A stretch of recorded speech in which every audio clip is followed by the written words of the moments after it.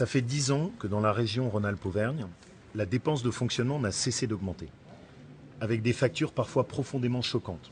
170 000 € de factures de taxi, des frais de déplacement à l'international où les élus ont confondu la région avec une agence de voyage, des voitures de fonction dans tous les sens. Un budget de rupture, ça veut dire que pour la première fois en 10 ans, la région va faire des économies sur son fonctionnement.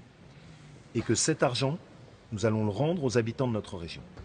Il n'y aura aucune augmentation d'impôts, il n'y aura aucune augmentation de carte grise, et la région va remettre cet argent sur des projets d'investissement pour nos compatriotes, sur les lycées, sur Internet, sur la téléphonie mobile, sur l'accompagnement de nos entreprises. Au total, pour la première fois, nous allons baisser de 75 millions d'euros les coûts de fonctionnement de la région. Des plans d'économie drastiques dans lesquels les élus commencent par montrer l'exemple. Des élus qui ont baissé leurs indemnités de fonction, des élus qui auront moins de véhicules de fonction, des élus qui auront moins d'avantages, mais aussi travailler pour pouvoir montrer que quand on fusionne deux régions, à l'arrivée, ça doit coûter moins cher pour nos habitants. Au total, qu'est-ce qui s'est passé chez nous ? C'est comme un athlète qui a fini par prendre du gras de partout et qui n'a plus de muscles. Les dépenses de fonctionnement ont explosé, les impôts ont augmenté en paralysant la classe moyenne, et on n'a plus d'argent pour investir.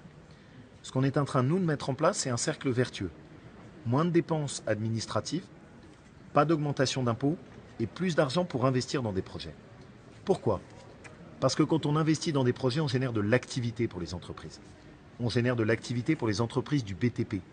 On crée des infrastructures qui permettent à nos entreprises d'être plus compétitives. C'est 4 milliards d'euros que la région va investir sur les 5 ans qui viennent. 4 milliards d'euros, ça représente 70 000 emplois. Et ça, c'est la meilleure façon d'accompagner nos entreprises.